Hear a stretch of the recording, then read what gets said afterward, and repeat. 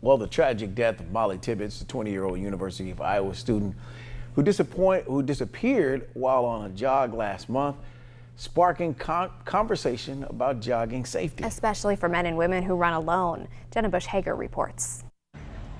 Chandra Levy, Karina Vetrano, Ali Brugger, Vanessa Marcotte, and now Molly Tibbetts, all women who left for a jog and never returned home. She was a phenomenal individual, and so we are saddened for the family. Their tragic and all too familiar stories have sparked concerns about safety, especially since more than half of runners prefer to jog alone. Perhaps women are more of a target, but it can happen to anybody.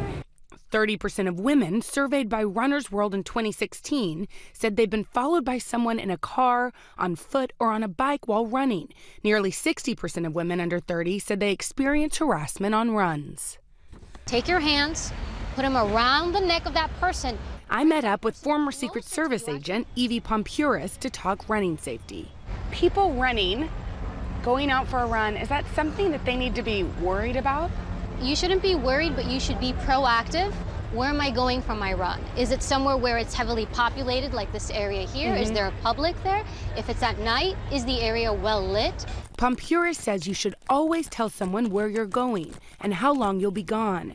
She also recommends tracking apps like Find My Friends to share location information. I listen to music. I need music. Is that dangerous? When you're listening to music, you need to be running and you need to be this. What's going on around me? Who's around me? Is somebody coming up behind me? I asked for some tips about that, too. And if you are attacked, I want you to think you want to be quick and fierce and violent when you strike a person. You be my attacker. Okay, I'll be your attacker. Here we go. I come at you from the front. Okay, so now one thing I can do, hands up, break your hold. Yeah. That's one. Simple, easy steps. Another option? In, down, knee strike, bolt. Run. And if someone approaches from behind? I can use my head to come back and crack you in your face. Okay. And so when I strike that, the back of my head is really strong. It's gonna hit you in your nose, and that's gonna really, really hurt. The same can be done with the rear.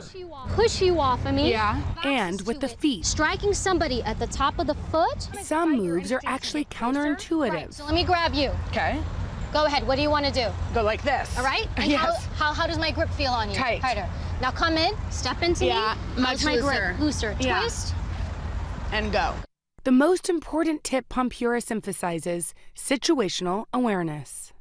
It's being proactive. We talked about reactive moves right now, but really being safe is everything you do in advance to avoid putting yourself in vulnerable places. You want to minimize the risk.